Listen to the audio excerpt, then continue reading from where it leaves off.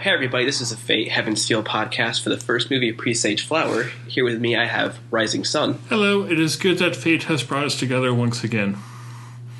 Haha, jokes. I'm good at puns. And I have another common guest, SeaTactics. It's nice to know that I'm still welcomed, and I want to thank my Alright, now that that's over with, the special guest here today, Kevin Nia. Yeah, I can't believe we took like 20 minutes just to start this podcast. That's like an hour. I don't know what to say. I'm not surprised. We're supposed to be recording at 11. It's like 12 already.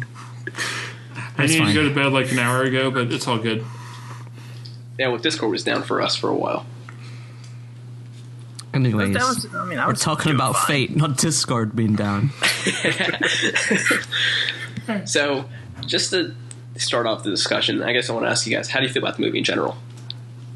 I liked it. I thought it was a better intro than most of the other Fates, though I'm very confused and have lots of questions.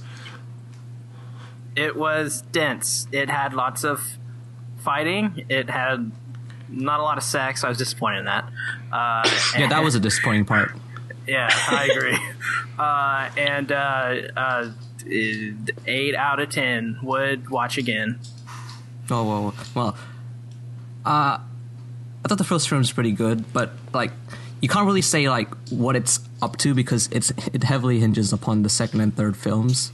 But for an introduction, I think it's pretty good because it skips all the exposition because it assumes that you've already seen at least Fate Stay Night or Fate Zero, so it doesn't go over the summoning of Saber or like too much exposition with Choreography and Shiro explaining about the war. Yeah, so I think that was nice. Yeah, it's good that they I really love that part. It only focused on what we needed to know that was new this time, which was definitely good when they don't have much time. Yeah, because Heavens feels like a 40-hour route or something like that, or even more. It's the longest one. I don't know how long it is. I've never played it. Making like 3 movies out of that, they kind of have to use your prior knowledge of UBW or Stay Night. Yeah, definitely a bad starting point if you're going to get into Fate, though. Yeah, do not start with this one. Like if you haven't seen Fate before, quit this podcast. Well, the best starting point is Fate Zero. What? Yeah, I would agree. Yeah, I agree. Okay, start at Fate Zero if you haven't seen it. Yes, and go watch Fate Zero. We're also spoiling please. like all the Fates that have come out so far, so go watch all of them first. So to fill you in, all of us have seen Fate Zero and UBW, so we'll be talking about those freely, and we will talk about the Dean Stay Night freely also, though I haven't seen it, but the rest of the three here have. We should talk about all the main lines, so we should tell people what they are. So it's Fate Stay Night, Fate Zero, an anime verse, Fate UBW, Heaven's Feel, and Fate Khalid. Yeah, Fate Khalid, the best Fate. I need to go watch Fate Khalid. I'm actually going to just leave the podcast now to go watch Fate Khalid. Is that okay? It's actually pretty good. This podcast is off to a great start. I love it. Yeah, so I guess we kind of touched on that. Like, this movie kind of just cuts through all the fluff and bullshit, and it just kind of does all the scenes feel like they have some sort of purpose. So how'd you feel about the first act where it just develops for like about half an hour Shiro and Sakura's relationship? Senpai. That's my favorite part. I mean, I enjoyed it. Was the first part of the film. It is paced in such a way that it felt like a breeze watching it, and there's nothing like if you watched Fate before. I mean, you kind of understand what's going on there. You can get the idea, but it was also nice seeing some stuff like we've never really seen before, like how Sakura fell in love with Shiro. That was pretty cool. Like the exact moment. Oh, when was that? It just looked like Sakura was just wet for him. So what I think it is that, like, you know how they explain that she looks at Shiro through the window when he's trying the high jump? Oh, yep. Is that the moment where she just got wet? So I think she's like, man, he fell. What an idiot. What is this feeling? So yeah, it seems that she's had a crush on him since then, and then like he gets injured during archery or at work, and then she comes over to start helping him out. And then it progresses from there. But yeah, the first act of the film was nice because it's literally just developing Sakura and Shiro's relationship for like I think it was like around 25 minutes, so like that's 20% of the film, just devoted to just the life aspects with Shiro and Sakura. Yeah, and this being Sakura's route, like that, I think it's really they did it right, and it was really well done, and it makes us invested kind of in what happens next. Yeah, because later on in like the third act, it becomes much more dark and sinister. Like you don't know what the hell that thing is. I didn't even know what to call it because they didn't call it anything; just called it a thing. I thought it was like a shadow. A shadow. Yeah. That's what I call it, at least. Yeah, it's like it had no time for like slice of life stuff there. It was mainly just going from one plot point to another. So they kind of need the foundation at the start, even though I didn't like it all that much. But I'm also not a big fan of slice of life, so. Oh man, you got to get into those moe blobs. They're great. I don't like moe blobs if there's suffering involved. So I guess touching on that, the shadow thing, like that just disrupts the Holy Grail War entirely. I don't know how I feel about this. Yeah, like, that shadow thing came out of nowhere, man. Yeah. I was like, it just came walking in. It was, what the fuck? Wait, is this just like some guy with a... No. What? Guy with a cloak. Nah, has anyone here played the VN or like Heaven's Feel or know anything about the Heaven's Feel route? No. I know some things from here and there, but nothing I'm playing crazy. through the Fate route right now because I'm a pleb. Don't worry, I haven't played it as well. But yeah, I did not know anything about that shadow that was going to occur. Yeah, that's like something completely new to this route. Yeah, me neither. And like, so is Black Saber going to come out in the next film? Oh, Saber, yeah, I think so. I don't know anything about that version of Saber, but I'm excited. Yeah, I accidentally found some spoilers regarding that, so I'm not going to say more. Of course, thank you. It was also a great reveal at the end. When I first watched it, I didn't even know anything like what was going to happen, and then when it happens, it's just this cool scene. It comes out of nowhere. It's like, oh yeah, that's right. That thing does happen to Saber. I thought Saber died, to be honest. Yeah, I actually got swallowed up by the tentacle creature. Which, by the way, I guarantee you, there's a lot of hentai out there based on that scene. I wonder There's already a fake dojin anyway. It's fine. but it comes out of nowhere. It's honestly, it's a beautiful scene just from the way it's kind of shot and all the visuals and stuff. And what struck me like the most about that scene is when Saber starts to grasp for what she thinks is the Holy Grail, the light. Yeah. And you kind of see her. You see her in a way you've never seen her before. Yeah, like she's desperate. She's feeling really helpless. desperate. Yeah, desperate, helpless. And she's so close to it, too, or feels she's so close. Yeah, it almost felt like it mirrored the scene where like Karisuke orders her to destroy the Grail, where she just feels helpless and like she can't do anything, and the Grail's right in front of her. Yeah. In this film, there's a lot of homages to Fate Zero. They actually reference like Fate Zero, like they have the events in Fate Zero. Like when they first meet Ilya, Ilya says, "I'm pretty sure the line was something along the lines of, do you know anyone by the names of Einsburn?" And then you see like a subtle like sad face from or sad smile from Saber when she's looking at Ilya. Yeah, because Saber kind of knows. And Kirei finally reveals his involvement in the Grail War for the first time, which is not a surprise to us because we know he's. Of course. I think he's revealed that in the Fate arc too. Oh, actually, I didn't know that. Yeah, I just watched the Fate or Dean version like last couple of weeks, so the versions kind of also blend together. So if I might say something incorrect. I don't know about you guys, but the best part in the whole film, in my opinion, is I don't. Maybe it doesn't even happen in this film. I don't remember, but it's where Ilya says, Rin's ass. "Asaka." Oh, that too. Oh, but so going back to the Saber getting touched by the shadow. What Don't happens say that. Is that sounds so. Okay. Before you phrase that, it's like consumed by the shadow, touched by the shadow. Yeah, getting consumed by the shadow. Well, I mean, why do you say touched? Gets touched by the shadow. Touched like Shiro by literally a gets touched by the shadow. Touched by a shadow sounds like an 80s ballad. See, I see your point. See, should write a song with that. So, the assassin says that, like, true to the ultimate service and like that. Then he goes on to say she chose to confront her own darkness. Yeah. Then Then instead of getting her heart taken by him instead. Yeah, because I think when he took Castor, he took her heart, and that's letting the Mato guy control Castor. So Saber, Castor's master. Yeah, kind of. Sorry, I have to say It's Zoken. He ate Lancer's heart Yeah, as Zoken. well. Yeah, so I have a feeling Lancer's going to show up and be like Castor too in the second movie. Wait, is That everyone would going make to have a sense. dark version of themselves?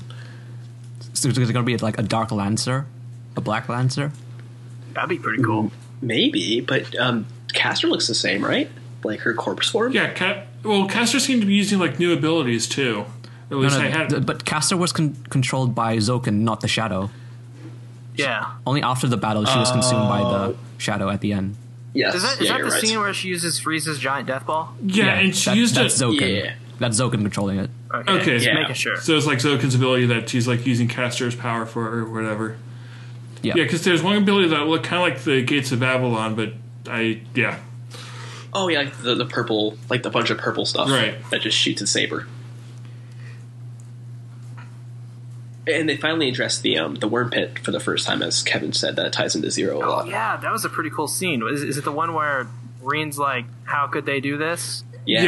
Yeah, that was a pretty cool scene. It's like we knew it from Fate Zero, but yeah, that was new to Rin and everything and Archer. I think Archer was Not- also there. Too new to Rin. Rin's been in that pit before. She was? Yeah, once. Okay. So, did your impressions change on the second viewing? Yes, it got And- way better. And why do you think Got- that is? Well, when you're first watching it, it's kind of like it's like a train. It's like a hype train. You get on the hype train, all aboard, and it doesn't stop. You just keep going, and you don't really have a lot of time to think about stuff because the movie is so dense. It's just left and right. Things are just flying at you. And then the second watch, you've seen it the first time, you're able to look at things a little bit better. I think this film views a lot better on a second watch, personally, because it's all the little details and just the cool stuff. Yeah. Yeah, I don't- definitely. Yeah, I I would agree really with that. agree. I felt stunned on the first time, just complete. Like I walked out of the theater just confused. But You the second guys time, I'm watched in still more theater, satisfied. yeah. Watching I did. in theater is just like because the production is so good, action scenes are really Oh, good, yeah. and like the backgrounds, and like you said, Oh, my it's so dense that by the end, like they left it on that cliffhanger where you just don't know what's going to happen in the next one if you have never played the VN. Yeah, and like you're lost like halfway through it because of how different it is from anything else you've seen. Yeah, and then the shadow just like is just a huge like, what is happening? Yeah, like when you go into Fate, you kind of know what to expect, but then there's always a point where it just goes off in a completely different direction. Yeah, so like where UBW seemed to kind of break the whole Holy Grail like standard with Rule Breaker, this using Shadow, and I'm way more interested in that. Yeah, I also kind of like how they like took Castor and the other like big villains to say, okay, you're dead right away. We're not worrying about you, even if they do come back. Yeah, I like that as well because they kind of explained Castor and UBW, so we don't really see any of that again. Yeah, it's like- and they're not really relevant to this route. Right. And what did you guys think of the battle with Saber and Ryder near the beginning? It's pretty good. It was Oh. pretty much the same thing as the Dean. I think is it the Dean? same thing as? No, you mean No. the UBW one? Yeah, because Dean, she was actually a villain for a few episodes before I'm they trying to finally beat remember her. what happens is okay. So in Heaven's Field, do they go to the forest? No, No. that's UBW. Heaven's Field's just them in the alleyway. Yeah, it was like a Where it real. looks like Oh. Kar no Kyokai. Yes. Oh, I remember now. So that scene was hilarious. First of all, when I first Yeah, watched everyone in it, my theater laughed. Ryder got owned, man. Like just Shinji's reaction Yeah, to it, Shinji like, deserved that. He deserved that so badly. Oh, I hate Yeah. Shinji. Shinji's the worst. Oh, now I'll bring that up because they kind of bring it up in that scene where Shinji's like talking about, like you kind of get a feel for Shinji's character because he starts complaining Okay. about how he feels he stepped over as the firstborn mage. I don't know if I should say this. So if you notice, That in means you should scene- say it. Well, it's in the Fate route of the VN. That's where I saw it. I don't know if they've talked about it in the other anime. I can't remember. But if you notice in that scene, you think that Ryder is Shinji's servant. not really the case. So what actually is happening in that is Shinji. Okay, so his family lost all of their magical circuits, so they can't technically get a summon circle sign thing cool tattoo on their wrist. The command seals. So he has to use magic basically. He uses the book that we see. Yeah, he uses that book to summon Ryder, which they don't really talk about that, I don't think. Did they talk about that? No, they just show that he had the book, but we weren't sure like what it did. And then the book burned. Yeah. Yeah, and the book burned. It seemed to signify his loss of control. Yeah, so that's actually in the Fate route. Shinji and Shiro have sit down and they have a conversation about it in his house while Ryder's standing there. It's really weird scene. Interesting. It's coming out on my Fate VN playthrough on my second channel. Check it out, everybody. No, it's not the time to plug in. You can go ahead and remove that from the podcast. Just accidentally lose C's audio. Yeah, that's fine. Thankfully, I saved copies. Lose those two.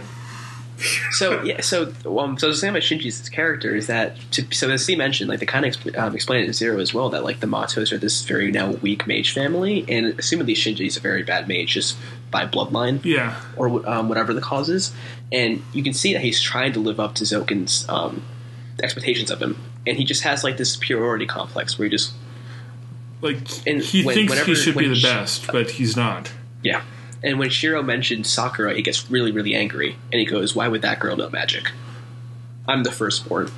Only the firstborn deserves to be the one with the servant. Right. And from Fate Zero, we know that Sakura is part of Rin's family. Yeah, so assuming that being a Tosaka, she probably has a lot of mana. Yeah. And it's also throughout the other Fate routes, we know that Ryder is probably the weakest of the servants. So it just fits well. Oh, really? Oh, probably. I don't know if you'd exactly said this but iteration. Weak servants, you could put air quotes around that. They're kind of like Overwatch characters. It's not really any underpowered one except for healing sniper chick. Healing sniper chick? What's her name? Anna? I don't know. We can say Gilgamesh is OP. I haven't played that in a while. No, this is not an Overwatch podcast. Anyway, going back to Shinji. I don't know where he got all his motivations from, because I literally watched the film yesterday. But for me anyway, he just seems like, I just said, an arrogant asshole, but just to be an asshole. Just because he feels entitled that he should be the headmaster or the heir to the master of the Mato family. And then when he loses, he's such a sore loser. I can't understand his motivation, and I don't think it's even that justifiable of why he acts he's so aggravating. He's basically a really shitty Gilgamesh, but Gilgamesh was actually really fun to watch in Fate Zero. Yeah, I think when we get further along, we might get what made him the person that he is. Even if he's still not justified, it might make sense why he is the jerk that he is. Yeah, I personally got more out of it. I don't know, maybe I just looked way too far into it, but I just feel like I sympathize. I'm not saying Shinji. I like watching Shinji, but I feel like I understand him better, and I don't hate him for it. I think this may also be a problem of the other routes in the anime versions, not characterizing him well enough beyond just being kind of a dick. Well, that's completely true. They don't comment on him at all. In the visual novel, from the get-go, you realize this guy's a fucking asshole, and he's pampered, and he's all this stuff, and he's rich. He's the rich kid, and that's his character. He's a rich kid, and he can do whatever he wants. Yeah, he's a privileged white folk. Yeah, privileged white folk. Political commentary from the Fate podcast. Yeah, I think we've also seen the other Fates, so we kind of have that perception of him from those, even though it's Heaven's Feel is when the Fate series as a whole tries to explore him more. So it's we're already biased to not like him. I mean, yeah, Shinji. Yeah, same. Exactly. We've already seen from the other routes, from even the Dean or the UBW one, that in the basement he tries to assault Rin, and it's just yeah. Why you gotta do this? Can't you write? Please write better than rape. Don't do that. Never go for the rape route. That's just like Rape route. yeah. Rape route. Never go for that. I mean, Zero kind of has that. Zero? What do you mean? It's like they kind of say that Sakura gets penetrated.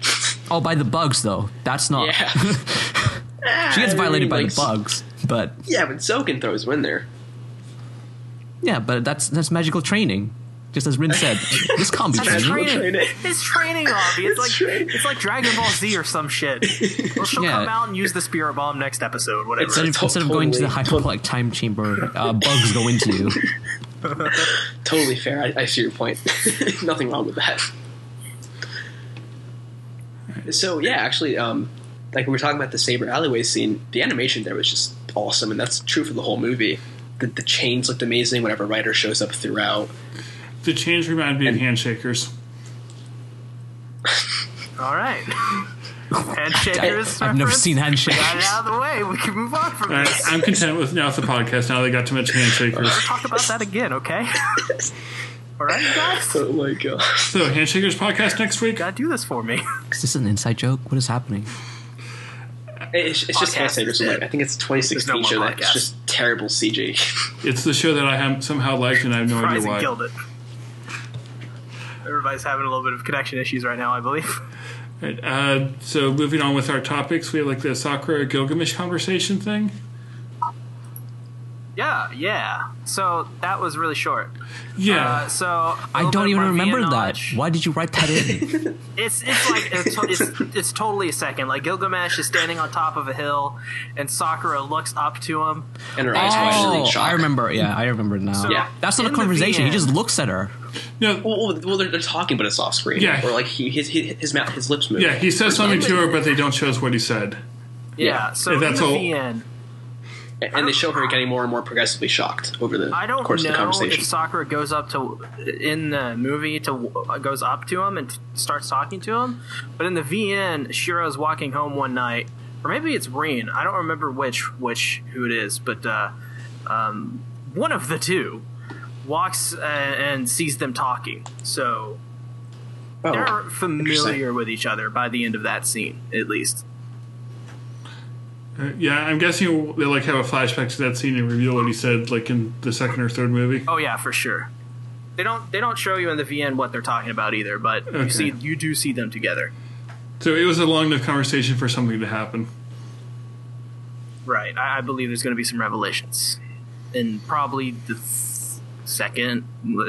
near the end of the second or beginning of the third. Yeah, it kind of depends on like where in like the schedule of villains Gilgamesh is, assuming he's still a villain. Oh, he's definitely a villain. Yeah, it's like will he like? For There's sure. no way there isn't. Yes, He's the best. I don't think he's a villain. He's just the best character. You just go fuck shit up. well, he's not that too.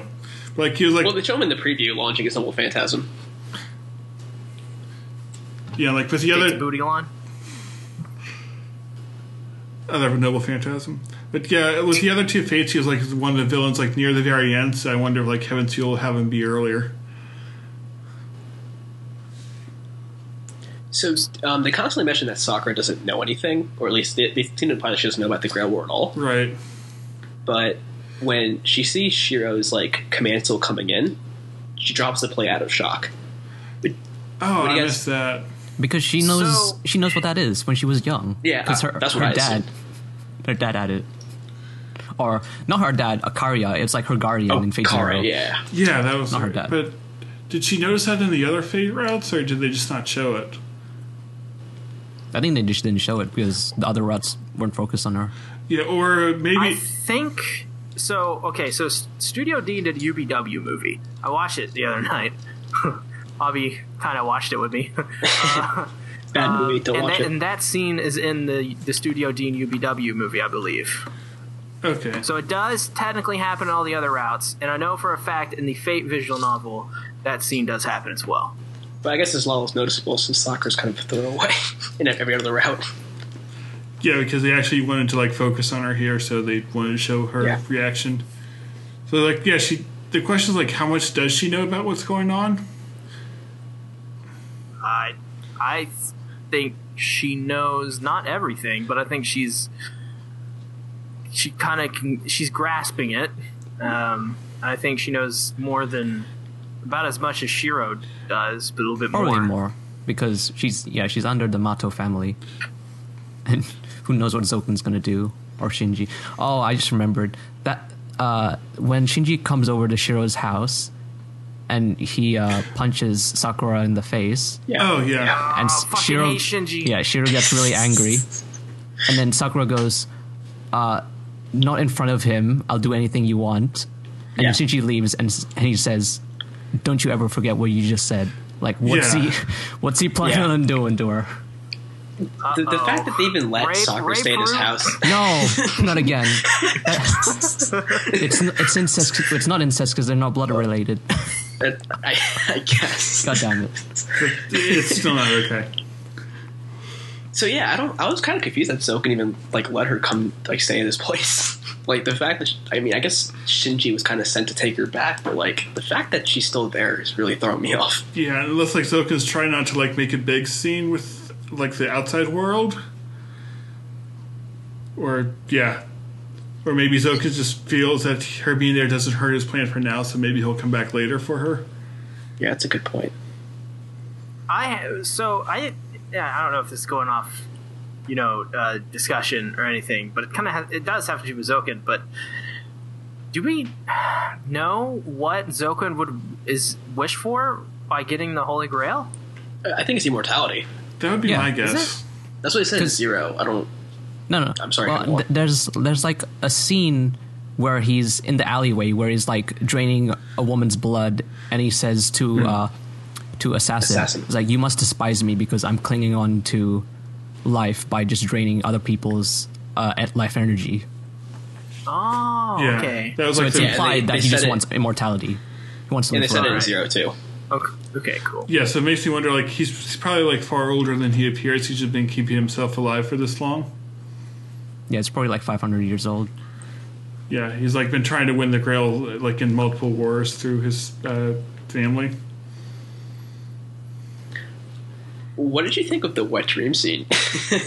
I loved it. It should have been more sexual. It's a film. The best. It's a film. Like, yeah. If you're doing a film, because obviously in the TV series you can't show that on TV because of the rating. So instead they show CGI animals, dragons, dolphins. What else? Yes, the dragons. I love it. That was a weird scene. But in this, it's just Rin overpowering Shiro, which is nice, and then Rin turns into Sakura. Vampire or something. Yeah, sucks his blood. Really weird. I'm pretty sure that was like a metaphor of her sucking him off. But nice. She turns into With Sakura Faye, because could be. Shiro was in love with Sakura instead this round. It looked like the bite was like what Ryder did too. Draining his life energy. Yeah, with the fangs and like biting the neck. Yeah, it's a mana transfer. Come on, guys! You gotta kickstart your mana by having a threesome. Don't you guys realize this? So but to comment on that, like, do you think they're actually going to show the sex scene then? I think so. They should. It's a film. I was reading the interview, and I'll link it in the description. It was an interview with the director, and the director was saying that Ufotable felt that this route could only be a set of movies. They never even discussed having it as a TV show because they knew how like sexual the route is, and just straight violent. They can't just work around it. Yeah. Rock. So I feel like that almost implies that they're gonna get really sexual and really violent in later movies. Yeah, I've also heard people say like if you play the visual novel, you sure turn the sex scenes on for Heaven's Feel at least. Oh, I have them on all the time. Yeah, that's the way you should play it. I just want to see that threesome. I mean, that's why I'm doing a Fate route first. Got to get that vagina dragon. You know what I'm saying? Is it also CG in the visual novel? Oh God, I hope so. What, are you going to penetrate King Arthur? No, hell yeah. But they do make it seem like Shiro likes Rin. I feel like a few times. Okay, so this is a visual novel thing. He likes all of them. Because there's that scene where whenever Rin shows up like nearby, he always just stares at her. like when they're taking a photo in front of the school, and I then don't know if when it's explained Sakura in dropped her other books. It's the male gaze, obviously. Rin is described as the perfect woman. idol for their school. So, And Sakura even says that Rin is awesome. So Yeah, and like Shiro says she's famous. yeah, Just randomly. she's the school's idol. Yeah, and that scene also has a cool thing where like Sakura's tugging at her ribbon, and that kind of occurs throughout the movie. I thought that was like an awesome bit of character animation that Fate often lacks, or Ufotable in general. yeah, I didn't notice that, but okay. So yeah, anytime where Sakura's uncomfortable, you'll see like her tug at her ribbon. Sorry, you cut out there for me. What did you say about Sakura tugging her ribbon? I'm sorry. Yeah, so whenever like she gets uncomfortable, Sakura will tug her ribbon. Oh, uncomfortable. Okay. Mm. And you were also saying something earlier about how like Rin felt different in this route. Oh, me? Yeah, that's in your notes anyway. I think that. So I agree with that, because in UBW she's way more Asuka Langley Soryu Tsundere. Yeah. And in the Fate route, she's kind of like the person who keeps the show together. And in this film, she just feels kind of lost. Yeah, I think it's like they did not have enough time to really make her personality stand out here. So it's like they already assume you know who she is and what she's doing, so they kind of just like go based off that. Yeah, I see that point. Like she's the one who actually offers to work together this time around, rather than Shiro. Yeah, it's like she sees there's like no other option. Both her and Archer come to that conclusion.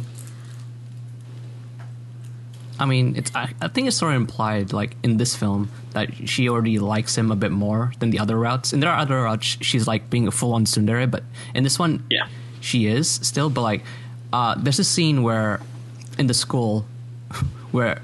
on the roof, called? right? Yeah, on the roof, yeah. Where, yeah, that's a good scene. Shiro, like, wants to confront Shinji, but doesn't know how to find her, and he sees Rin instead.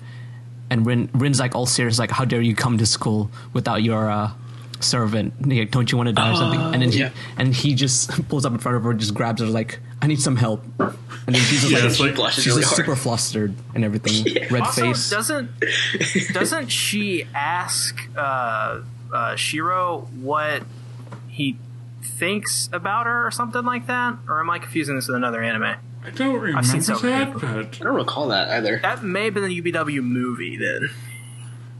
Yeah, maybe I shouldn't have watched so many Fates this past week. So, yeah, it is really weird how like Shinji almost treats her as a confidant, or Shiro does. I think Rin and Shiro are best buds. In this one, like yeah. In this one, they're good friends. That makes a lot of sense. Yeah, and I like that dynamic with them too. But Shiro has only eyes for his underclassmates. his Sakura, yeah. Oh, one thing about this film, about like the other like versions of Fate Stay Night, I think this one's way more tonally consistent. Where it starts off. I completely agree. Yeah, it starts off as the slice of life aspects, but then it gradually just moves on to a little more like a dark thriller mystery. Where as opposed to like the UBW on 2014.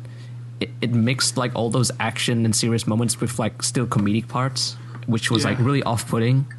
When perfect example of that is when they're going to Ilya's mansion in UBW, and she's walking and she steps on something and she literally like blows up. Oh yeah, yeah. I remember that. It just comes out of nowhere. Why is this here? And then it's like, yeah, that's supposed to be treated as a gag. Yeah, and it was here, even though they did have like the slice of life, it was all very evident how it was tying into the greater story. Well, with the other ones, it's like they had these like romantic comedy parts which just didn't fit. Yeah, the slice of life felt very purposeful, and then the whole second half of the movie, this time around. I still remember in UBW where they basically go on a 3-way date with Saber Rin, and they just go shopping, eating grapes, and then they're on the bus, and then Ryder. Oh, no, who was it? Was it Ryder that attacks? Caster that attacks ambushes them. Yeah, Caster saves them. Okay, time for It's the like- plot to kick in. Yes, she's just like, all right, you can have your cute date there. Let you have your cute date, but when you come back, take this Yeah, little and the break. show finally gets really good after that moment. Yeah, after that point, it got Just like hype. it was all serious, which was good. Yeah. Yeah, and I hated that episode. the Fate round kind of had that too with the date with Shiro and Saber, but that was actually they were able to tie that into more like the development for both of them. Was that the one where it ends in the bridge? Yeah. and Yep. they make out, Yep. and he's like, "Don't hold my- me like that, Shiro. Fate route, God. That's Make so out. weird. Dare What? you hold me?" They don't make out. Yeah, they make out on the bridge in the Fate Stay Night one. No, I don't remember Yeah, this. they totally do. Right, Yeah, so do you? it's later on. Yeah, it was like episode 20. Oh, so they do make out. Yeah, It's a pretty Oh. romantic scene, to be honest. But it's Oh wait, in the Stay Night one, yeah, not in the UBW one. No. right. yeah, no, not Oh, in BW. yes. Yeah. Dean Stay Night. I've seen Yeah. Dean Stay Night. D Night. Dean Night. So yeah, going off of that, we were just talking about crazy tonal shifts in the other Fate routes. This movie had a bunch of comedy in it still. It's mostly at the start, my theater though. was laughing a lot. Is this the part where you mentioned the E-Cops, Avi? Yep. That's your favorite part, isn't it? I So- don't know what that means. I just know that's big. Sakura has E-Cups. Yeah, so when Shiro like buys Breasts. her clothes or like gets like the extra clothes and asks her to stay over, Fujine like kind of just says that Sakura's E-cups. Yeah. She's just teasing. That's what she is. It's like banter. Fujine's great. Eh, Best part of Fate. no. And even the whole like Ryder getting destroyed by Saber, everyone in my theater laughed because there's Yeah, just this vibe it's- of comedy to it. It's totally funny. It's like built Oh, up it as is, this yeah. like big dark scene, and it's just like it's totally subverts your expectations of what's going to happen, and it's just she's dead. Then she And when comes. they take a group, I'm sorry, go on, Kevin. Well, she's not really dead. She comes back alive at the end. Yeah, But True. are I we mean, assu- like, yeah, at you the know. end, are we assuming that still Shinji is controlling her, or like someone else? Because she comes back to save Shiro from being killed by Mato or assassin. right. Yeah, it would not seem likely that Shinji would be the one behind that. Just Yeah, that's definitely Yeah. not a Shinji thing. I don't know who's controlling Ryder at that point. Well, they do so shock Sakura like in bed, like panting and stuff, and Ah, sweating. yes. so it implies Every that time she Sakura- gets even more sick, like I swear to God, one of her buttons keeps getting undone. Every time she gets even Yeah, I more noticed sick, that too. it's like, oh, it's getting pretty hot in here. And also, what like her shirt looks pretty tight. Why doesn't Shiro just give her like a bigger shirt? I swear. he doesn't have any bigger shirts. Well, she has E-cups, Kevin. Like Yo, he doesn't have any shirts for Sakura, that. I got this shirt. It's only like a small, so in kids. So can you wear this one? Just for the audience. Yeah, it's like my shirts wouldn't fit a knee cup person probably. I don't know. And wish I what was about the an E-cup. comedy when they do the group photo with Sakura and Shiro in the beginning, like at the Oh, beginning and the of Slice of Life teacher. segment of movie? The teacher's Yes, like got the teacher. known. Yeah, And the no cast- facial Caster's expression. master. Is the best character. I don't know Oh my why God. you guys disagree that Fujine isn't the best. But she's not a lolly. Oh my god. All right, fine. The thigh. not Ollie. She's not Rin as well. true. Sakura's best character. I don't know what you guys are talking Yeah, about. Avi hates Rin. Do you guys want me to tell Like- you what really the Holy Grail is? It's right. Is It's it been Rin? right in front of you. Well, it's part of Rin. It's Rin's thighs. no. That's the Holy Grail. Oh. Everyone's been missing it the entire time. So I think I've noticed this too, Kevin, because I've seen a lot of the other fates. I've seen a lot of the ones people She- won't watch, Yep. like the She wears a UBW. black miniskirt and then thigh highs, Man. and then you see like a part of her skin. They- That's the Holy Grail right there. They love them thigh highs, and Studio Dean cannot get enough of her thigh highs. That every time they do a panning shot of those thigh highs, and it's ridiculous. It's the best, but it's ridiculous. I'm gonna throw in here that when Sakura walks up to Shiro in like the new dress, she does like a wiggle for him. Like the shed scene, or Yeah. I seriously thought when I first saw that, I'm like, are they gonna bang? Not yet. Not yet. It's when she's run out of magical energy. Then they need to do mana transfer. Yeah. So Berserker's trying to kill him, right? No. That was Shiro's got to think of something dumber than that, right? Oh, you just reminded me of that scene where just like after they meet with Kira in the church, Ilya attacks them just like straight afterwards, but then Shiro just pushes Saber out the way, and then he gets slammed by Berserker, and then Ilya says like, "This is no fun," and then she just leaves. Yeah, I was really confused. So that happens in the VN as well, in the Fate route. Yeah, I remember that in in the the McW as well. But like, is it because like Ilya knows like who Shiro is, that he's like that it was the one person Kiritsugu saved? No, from the Fate route, I don't think she did, because when in the Fate route when they met later, she did not know that was Shiro. I think. And I think so she just calls him Oni-chan just because he's just older than him. No, she only called him Oni-chan during the dream, which wasn't exactly her, maybe? At least maybe Shiro knows. Yeah, they seem to, well, in this route, they seem to imply that Ilya knows about Shiro. Yeah. Yeah. She knows about Saber as well. Yeah, she definitely knows about Saber. Yeah. But I'm not sure how much she knows about Shiro. Yeah, I'm with Kevin. I just thought the Oni-chan meant that, implied that she knew. Yeah, so the reason I don't think it necessarily does is because that was in Shiro's dream, and I don't know, maybe it's like someone else saying that, it's like who also knows about Ilya. Ilya best girl? Yes. One of them. All the Fate girls are the best. That is also true. That's what I've learned. Even so did you guys feel that the romance was well done? Like, are you invested in like the relationship at all? No. Not because it's bad. It's just I've seen it so much, and I get it's a big part of it, but it's so in the background for me. I'm more invested in the fights and the servants and like Kire and what he's doing, and I don't really care about the romance as much in this one. I kind of like the. No, go on. It's fine. Yeah, I kind of like the romance, but I think it's better if it's like just to the side. Like I like the scene in the shed because it's showing the parallels of Shiro and Sakura and all that, which I found interesting. So yeah, I'm personally very invested in the romance of this route. You are. Of course you are. Of course you are. Yeah, because I like. Sakura is your favorite girl.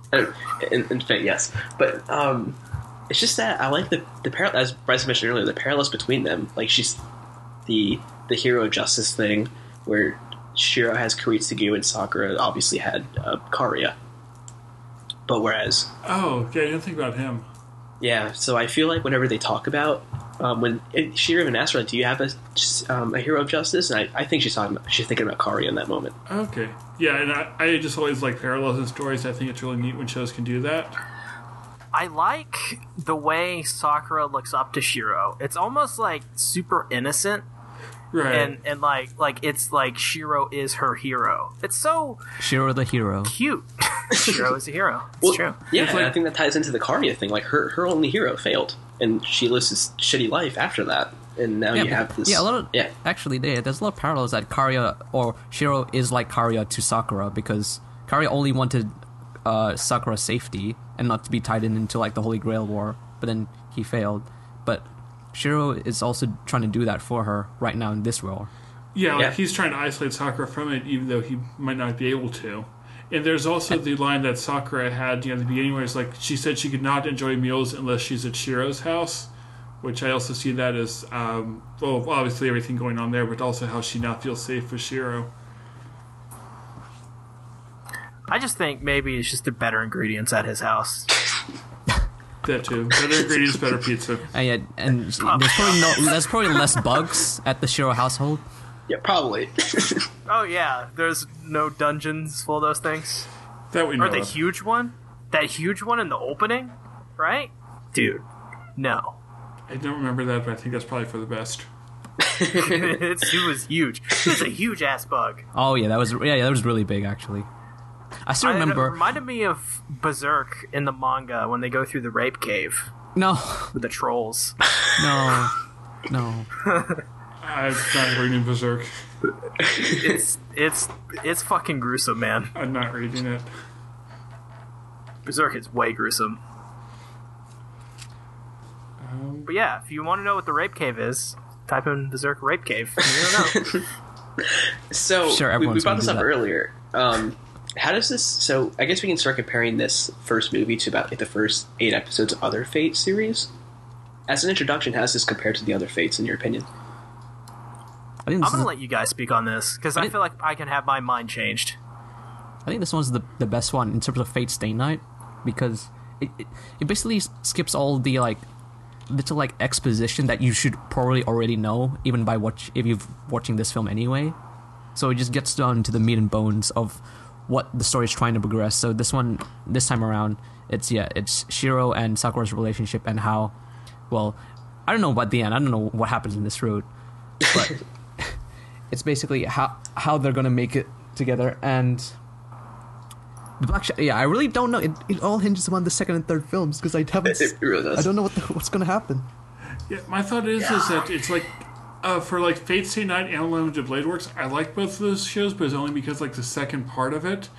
I thought the first halves are pretty weak, but here I was invested in it and I want more. So assuming the second half is as good as the other two second halves, it'll be my favorite route.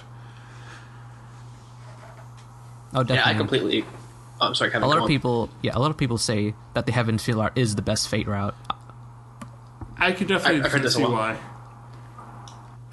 Yeah, so this is my favorite of the Fate Stay Night routes I've seen, which I've only seen UBW.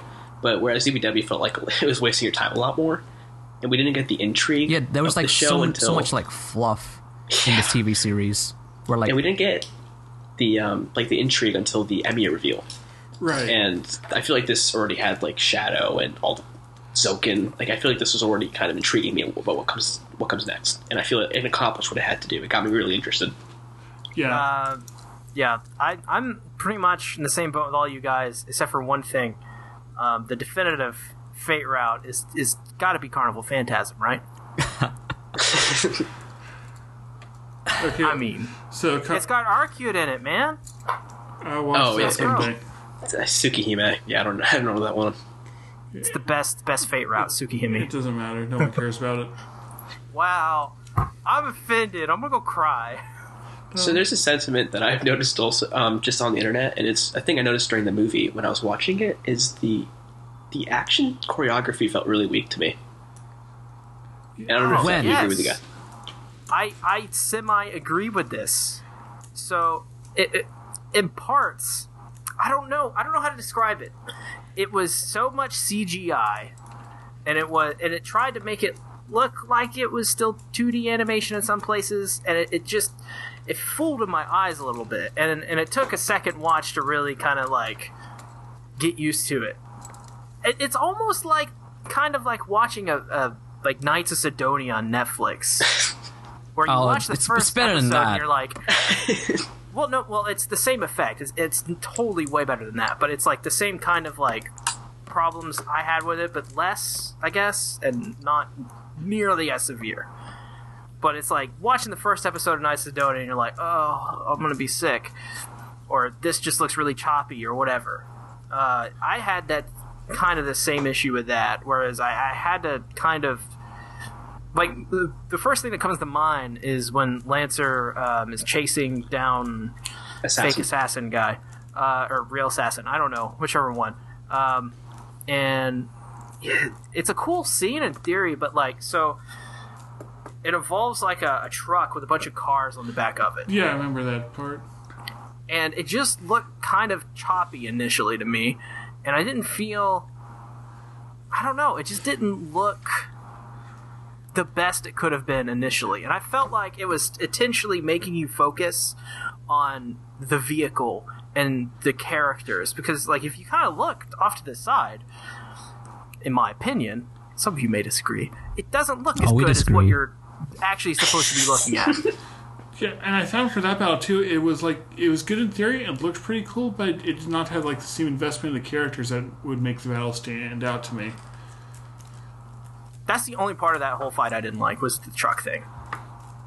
I thought the truck thing was the best part of the fight sequence in the whole film.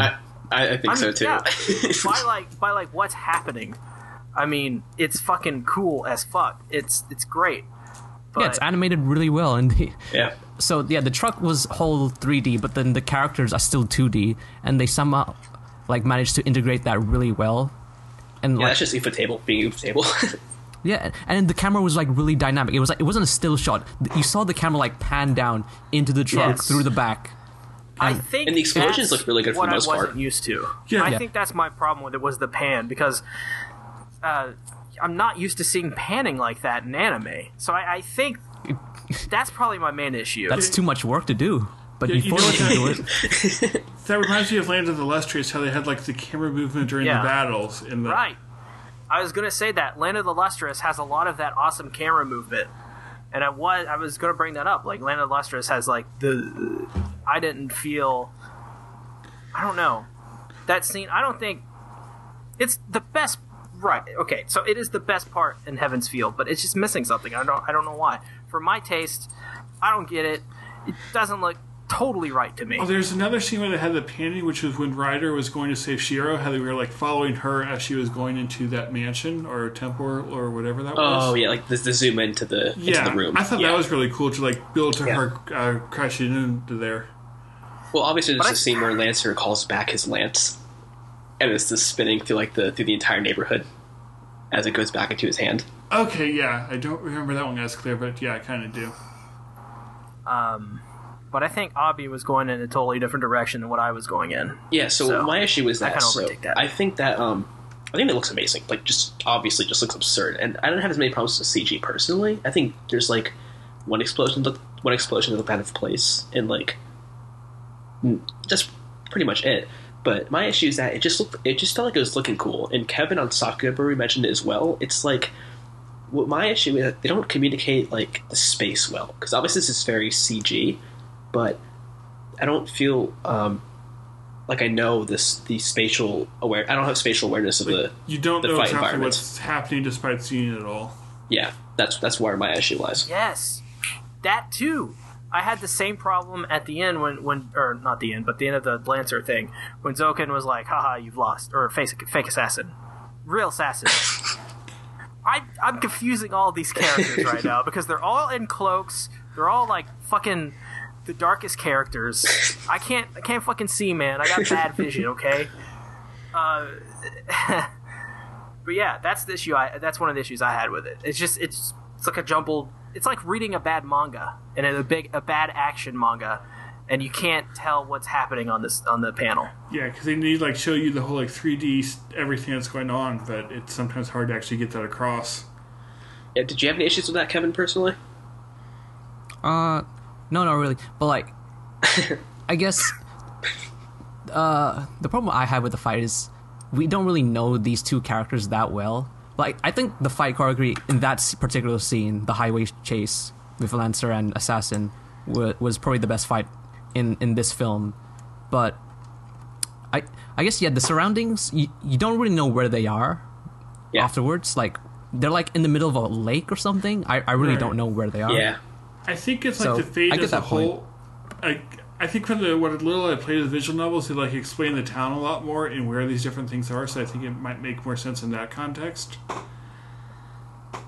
Yeah, it's just that UBW felt like the action sequences, like, again, it looked amazing, and I think I don't have that many issues with it. It just felt like where UBW had more of a sense of space, and the fights didn't feel like as jarring to me. This one just felt like when Ryder was kicking Real Assassin in the shrine. Yeah. Like, it didn't necessarily feel that natural to me, because if she was like kicking him in a 3D space, but I didn't have a feel for the 3D space, and I couldn't But yeah, predict where he was going to go. they were on 2D plane, but playing in a 3D space. Yeah. So that was my personal issue.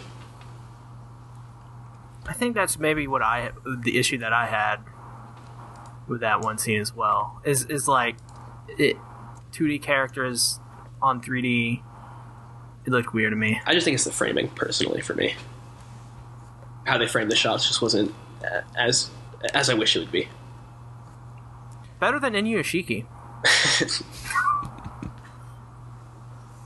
But dropping so many anime. yeah, to be in here. honest, in this film, there's actually a lot less amount of action than you would expect in a 2-hour film. Because, like, if you compare this to, like, the UBW of just, like, any of the series ones, there's actually, like, should be at least, like, 5 fights that last for, like, I don't know, 10 minutes each in the TV series. But in this, like, yeah, the Berserker versus Saber one, that lasted for about, like, 3 minutes. Yep. The I think it's Rider... just because we've seen that before, right? Yeah, Rider versus Saber lasted for just one punch. Right. I think the only real long one was the Lancer versus True Assassin one. All the others were over pretty quickly. Well, there was the Lancer whole... versus Assassin. That's it. Well, I feel like the last sequence was of decent length with... Yeah, well, that was like... Yeah, I guess there was some battles in there, but still... Yeah, Assassin versus Saber and Soken and versus... then you got Shiro versus Shiro. some bugs.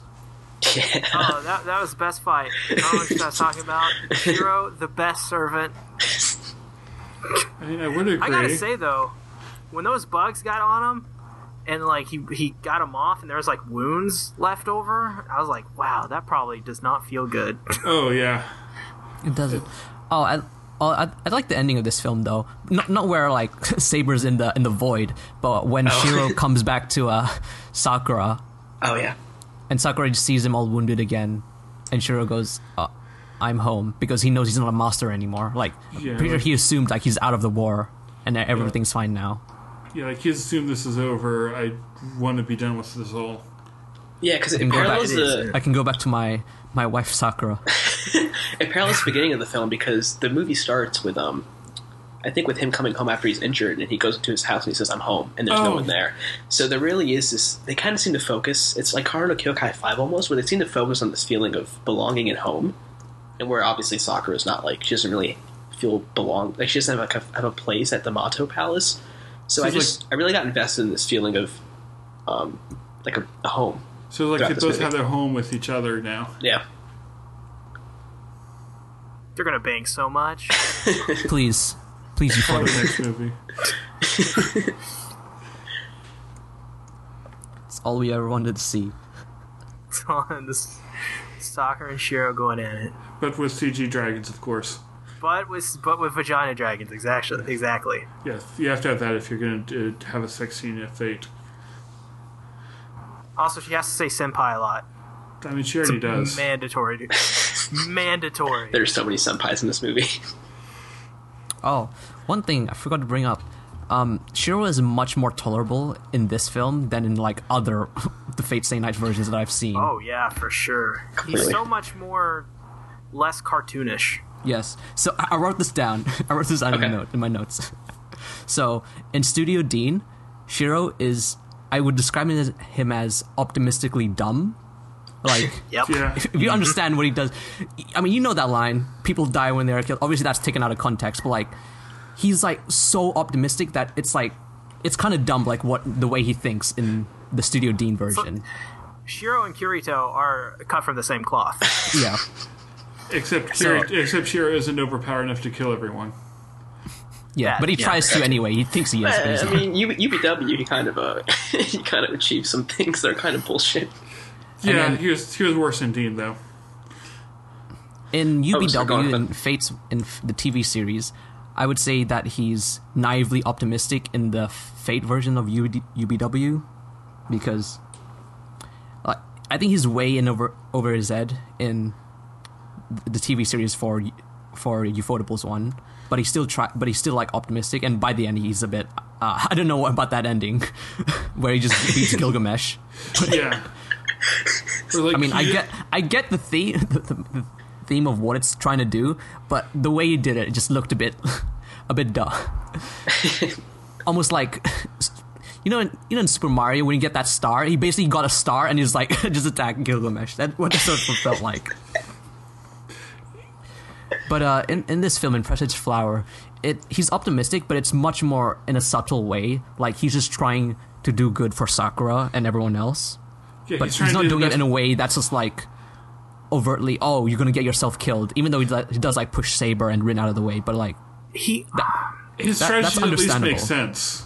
Yeah, Like, it's like, it might be a bit reckless, but at least there's a chance that without a miracle he could still survive. yeah. Like in the TV series for the UBW, like he goes to school without Saber because Saber's just back at his house, and then the whole school is like under a prison spell by Castor. And it's like, oh well, who could have thought of this? You know, you're in a war and you don't bring your servant. Right. It's like, I'm fine at school. Yeah, wasn't that like after Ryder had started like casting her spell over the school or whatever? Yeah. So like he should know. And he was warned multiple times to take Saber with him, but then he doesn't because it's like, Anna, no one's gonna kill me. Yeah, like with the Shiro.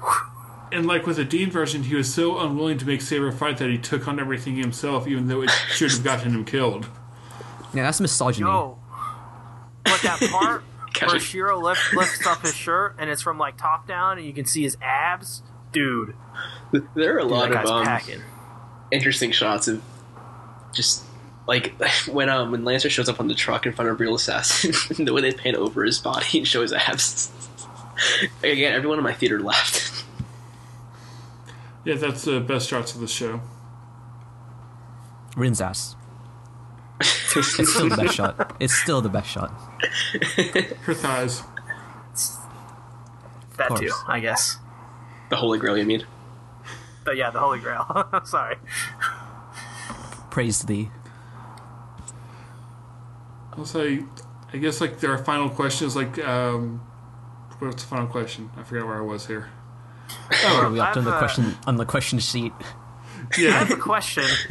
I guess we could prolong this for like another 5 hours, but yeah, sure. I have a question, sirs and ma'ams. Do you guys think this is more of like a true sequel, air quotes, to Fate Zero? Yes, yes, it is. Completely. Definitely. I think there's no doubt about it because they already referenced Fate Zero. Shiro has that dream about the Holy Grail in Fuyuki City where everything's destroyed and he sees Kiritsugu saving him. In the other ones, you'd only see that maybe like a few times where Kiritsugu's referenced, but in this one, it's like at least 3 times. Yeah, it's referenced more on the others. Yeah. Ilya knows about... Well, I mean, this is only the first film. It's already referenced like 3 times in just this part. Yeah. But, yeah, Ilya knows about Kiritsugu and Saber. Yeah. And what else? Zoken showing up. Zoken and Kirei references that. Oh, he tells Shiro about the fight with him and Kiritsugu. Yeah. Can we talk about that Kide scene where they sit down and just having lunch? Oh my god! How fucking weirded out. I love that scene. That's one of my favorite eating parts in the movie. hot curry, and then he starts sweating because it's too hot for him. Then he unzips his top shirt. Yeah. I think that's some fan service for the ladies over there. People like Kide. I know. After watching Kill la Kill, that's not enough fan service. It's like, I don't know, what would we call the opposite of fan service? But that's what that was. So what got me in that scene was when he was eating is the noises from his food and his mouth noises. It was just I don't know what it is. Maybe it's just the way the scene was made. But when like any kind of medium has like people eating food, I'm like, but don't do that. Why are you doing that on? Why it's TV? Don't do that. Don't eat there. Why? Maybe they're trying to make the audience hungry and wanted to like buy snacks at the movie theater. It's just the noises. I can't get past the noises. It's just so weird. So do you think Kirei knows about the Dark Shadow? He asks about it. Yeah, because he could just be like teasing Shiro, be like he might already know the information. Just that would be a Kirei thing to do. Yeah, he's just like playing with him. Yeah. I think Gilgamesh knows because if you remember, he goes back to the church and Gilgamesh says to Shiro, "You've got like a bad thing cursed on you." Yeah. Or something. Oh. So my issue with that idea is that he sent Lancer after Assassin, knowing if he knew about the shadow thing, I feel like he'd be because he lost his servant, more or less. So yeah, he underestimated Assassin in the shadow. So yeah. Lancer's dead. Yeah. And a bringing lot up of people are dead actually in this one. Yeah. Surprisingly.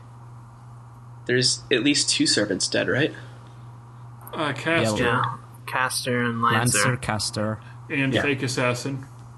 Fake Assassin. I guess that counts. That'd be 3. Sasaki Kojiro.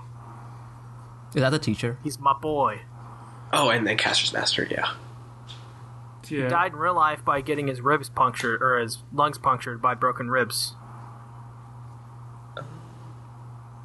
Oh wait, so there's that, you know that scene at the shrine where Shiro's walking like injured across the snow, and then the shadow just pops up right next to him. That was really creepy, actually. Yeah. I didn't know, I was what was going to happen. deeply. I thought he was gonna, like, that shadow was going to consume him just right then and there. But then the shadow went away when Shiro went after it, I think. Or maybe I remembered wrong. Well, he's like walking near it. Wasn't he putting out his hand? Yeah, he starts walking up to it, and he starts like And almost it's challenging it. Like, what are you? Yeah, it vanishes. Yeah, it disappears. And then that brings up the subject: what happened to Shiro when he pushed Rin out of the way? Right. Wait, what do you mean? Like, what happened what? to Shiro? It's like when the shadow thing. He touches the shadow, and then all those the images visions. flash. Yeah, Shiro seemed to be really messed up from the shadow, though I don't understand why or exactly what happened there. Yeah, like he didn't die. I think He he gave got him him fine visions. after. Okay. Yeah, it was he really hates the shadow now, and I don't understand why. But it did knock him out. Yeah, but Right. it's Come on. Wait, does he... I forget, does he know that the shadow took Saber? no. I don't think so. He probably thinks Assassin killed Saber because he lost his command seals. He knows he lost his command seal, but I don't think he knows what happened to her. Yeah. So he probably assumed that she's dead. Yeah, he knows that she's gone, but I think Kevin's right where he doesn't know why she's gone, per se. That was me. Kevin didn't say that. That was the Ben. Yeah, same person. Ben said that. Oh, I just misheard then. Same person. Audio. Nice to meet you, Ben. Nice to meet you, other Ben. Ben. Oh, we're all Ben. Okay, cool. Okay. So, I had expectations for the movie because it's UFO Table and it's a movie that it looked freaking amazing. Did it live up to that for you guys? Yes. Heck yeah. Of course. Yeah. I was one of not the best- disappointed. One of the best animated films, anime films, in recent times. That goes to Hamtaro. What? Okay, so this is the second best. The backgrounds look incredible. Just Yeah, Rin and Table does it. The different seasons as well. When it's winter time with the snow falling, that just looks really... Yeah. That's really something. It's like wallpaper material every second. Yeah, I don't know if you noticed, but my profile pic is actually from the Heaven's Feel movie. Oh, I And- remember. Yeah, that's just... I'm pretty sure that's this- Rin and Shiro looking at each other across... Yeah, that was after the Berserk battle. Oh, was it Saber and Shiro talking to each other, I think? I don't remember. Or no, I think... It was Shiro and yeah, someone. Yeah, but the alleyway, in the alleyway shots, where it just looks worn down and had this awesome lighting, it just felt like Garden of Sinners. And, Karna Yeah, I can Gilgamesh. see that. yeah. UFO Table has always been good at their background designs. I remember in UBW, in the fight with Berserker and Saber, when they first before the fight starts and Archer fucks off whatever he does, you could see on they're in a park, I believe, or something like that. Right. And there's light casting down onto the cobblestone, and you can see each individual piece of cobblestone has their own one of them's maybe broken or whatever, or whatever it may be. It looks really worn down and aged, and they're really good at that. Yeah, they're always good at the lighting effects, I think. For sure. Digital effects team is one of the best. Probably the best. Yeah. Yeah, totally absurd. But I mean, I think obviously the best UFO Table film, after seeing this, of course, has to be Gyo. Yeah. But have you seen the masterpiece that is Coyote Ragtime Show? I need to. It sounds like it has some of the best animation of all time. It's it's Ufotable trying to do Cowboy Bebop before they learned how to do CG. Oh no! Oh, God. Oh no! Wait, who The way you directed phrased- this film? I really forgot. I don't remember. Some Japanese guy, probably.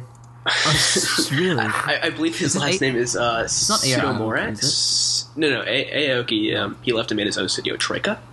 Yeah. Okay, Yeah. Who that did makes this? sense. So I believe that this, I forget his, I think it's Sudomori or something. The SeaTactics is on. Is Where's the on wiki? right now? Hikaru. Oh, wait, that's the sound director. Shit.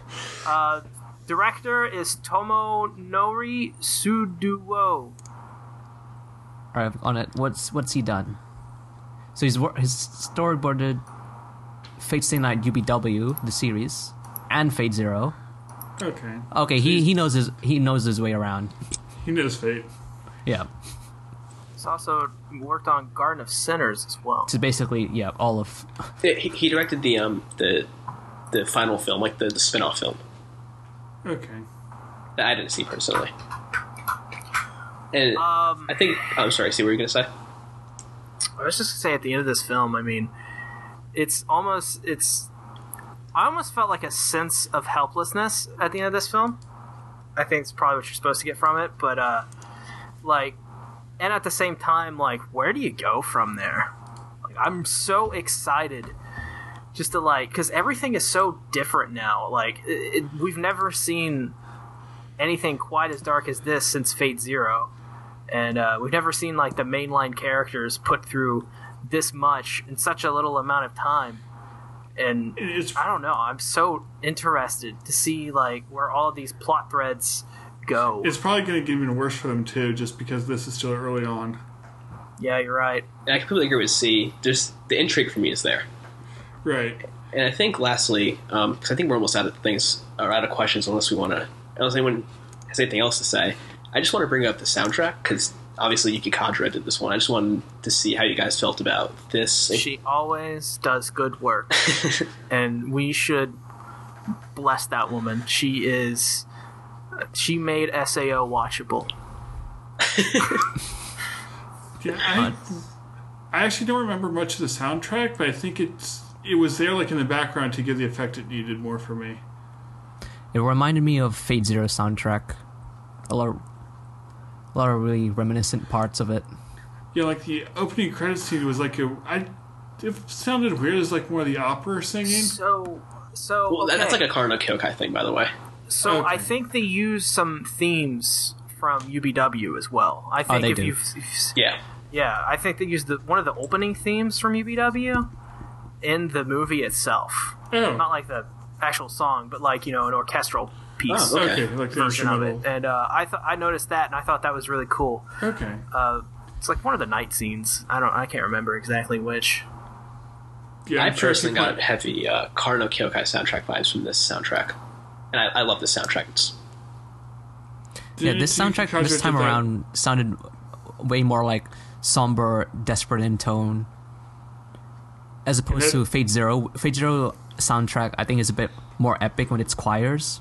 Oh, yeah, I completely But agree. in this one's like, it's much more somber, serious. Like, you don't know what's happening. Yeah, and the battles in Fate Zero, and some of them were like grand, as you were saying, like Ryder versus Gilgamesh, Oh yeah, like and moments like that. you didn't get anything quite like that here. No. I don't think we will. Like, I don't think this movie's like that. Yeah, that's not its goal. It's not supposed to be this whole epic tale. So, sacrifice a goat to Yuki Kadra, the music god. Two goats. So, have we said everything we needed to say? I'm good. I think that's everything. No? Okay. All right, I'm still awake, so that's good. All right, so I guess that ends the podcast there. Where can we find you guys? So we'll start with Rising.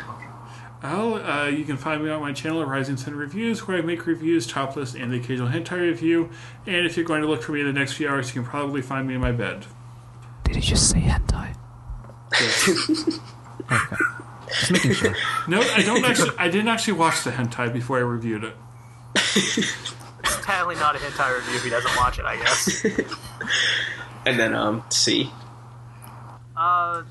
I also do hentai reviews. I've done them in the past. We should collab on the next hentai review. I did one recently over Aki Sora a couple months ago on my series OV Awful. You could also go to my main channel, which probably should have said first, is SeaTactics, youtube.com/C/SeaTactics, and you'll bring you there, and I have videos about all the anime. I cover some things seasonal and dabble in that a little bit. I have, like a review every now and again. And I have a ReZero podcast with the big hog Garbo. So go check that out, please. Love you. Bye. And lastly, Kevin. Hi there. You can catch me on. Well, I'm trying to make videos. YouTube.com//KevinYa. I'll make a video once a month or 2 months. But if you want to talk to me, Twitter's the best place. Really, same deal at KevinYa. Do I follow you on Twitter? I should go do that. I don't know. I make anime analysis, but more personal. Really, it's more. I write it in a more structured way than like it's more than just like learning behind the production. It's more like learning about the or understanding and appreciating the shows better on an individual level. Which, if you're into that thing, check me out. Didn't you make a video about Higurashi a while back? Because I think I made a review about Higurashi in 2014. If that's what you're talking about. Yeah, that made me want to watch it, even though it took me like 2 years. So yeah, if for some reason you know me and you don't know Kevin, definitely check him out. That'd be the notion that is absurd. And I want to shout out Kevin real quick because, as he mentioned, like just hit him up on Twitter because that's how I found him, or that's how I hit him up, and that's how he's on this podcast. So I'm just really thankful for that. Dude, I look at my DMs. I've DM'd a lot of people. Okay, I found you on Twitter and followed you now, so everyone watching this should go do the same. Or don't do it. Whichever one. That's another option. And you're watching this on Visual Evaluations, and I should have a video out around the time of this release, an analysis of Hyoka that's taken me months to put out. So yeah, like, comment, subscribe. I want to hear your thoughts about the movie because I love hearing thoughts about Fate. Thank you, Kevin. Like, slam your face into the like button. Slam that smash button. And with that, we'll end I think we're done here. Before this Bring that